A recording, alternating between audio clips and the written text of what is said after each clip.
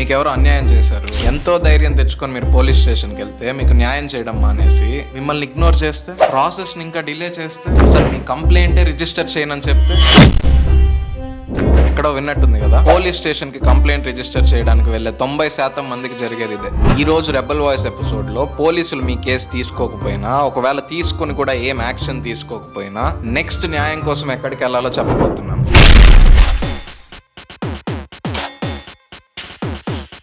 Section 154 of criminal proceeding code ప్రకారం ఒక cognizable offence జరిగినప్పుడు ఎఫ్ఐఆర్ ఫైల్ చేసే రైట్ ప్రతి సిటిజన్ కి ఉంది. కాగ్నిజబుల్ అఫెన్స్ అంటే దొంగతనమో, అసాల్టో, హరాస్మెంటో ఇలాంటివి జరిగినప్పుడు ఒక కంప్లైంట్ ఫైల్ చేసే రైట్ ప్రతి సిటిజన్ కి ఉంది. అండ్ పోలీస్ దాన్ని రెఫ్యూజ్ చేయకూడదు. ఒక సీరియస్ క్రైమ్ ని మీరు రిపోర్ట్ చేయడానికి వెళ్ళినప్పుడు పోలీస్ ఎఫ్ఐఆర్ ఫైల్ చేయకపోతే మీ రైట్స్ ని వైలేట్ చేసినట్టే అవుతుంది. 2013 లో లలిత కుమారి వర్సెస్ గవర్నమెంట్ కేసులో క్లియర్ గా చెప్పింది కోర్టు, ఒక కాగ్నిజబుల్ అఫెన్స్ జరిగి పోలీస్ స్టేషన్ కి వెళ్తే ఎట్టి పరిస్థితుల్లో ఎటువంటి ఎక్స్క్యూజ్ లేకుండా పోలీస్ కంప్లైంట్ రిజిస్టర్ చేసి తీరాలి.